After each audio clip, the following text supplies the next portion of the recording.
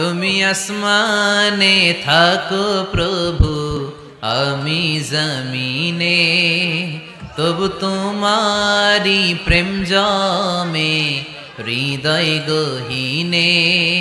পড়েন আল্লাহু আল্লাহু আল্লাহু আল্লাহ, আল্লাহু আল্লাহু আল্লাহু আল্লাহ।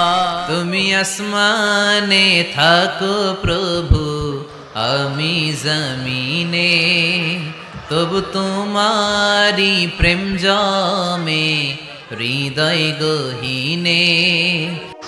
মহান আল্লাহ রব্বুল আলামিন পবিত্র কুরআনুল কারিমে ইরশাদ করেন, ওয়া ইজা সাআলাকা ইবাদি আন্নি ফাইন্নি করিব।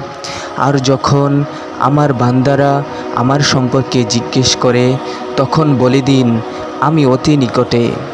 কিন্তু এই গজলটি কুরআনুল কারিমের এই আয়াতের বিপরীতে প্রমাণ করছে আল্লাহ তাআলা অবস্থানগতভাবে বান্দার থেকে অনেক দূরে।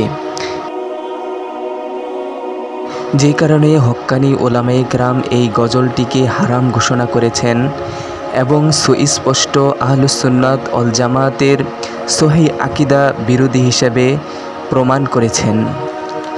কেউ কেউ বলে থাকবেন আল্লাহ তাআলা তো ইরশাদ করেছেন তিনি আরশে সমাসীন হয়েছেন, তাহলে তিনি নিকটে কিভাবে?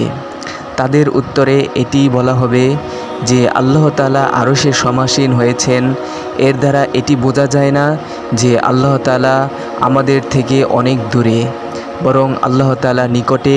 স্বয়ং আল্লাহ তাআলা এই কথা বলেছেন, এটি চূড়ান্ত সত্য। আল্লাহ তাআলা সকলকে আমাদের এই বিষয়টি বোঝার তৌফিক দান করুন। ওয়ামা আলাইনা ইল্লাল বালাগ।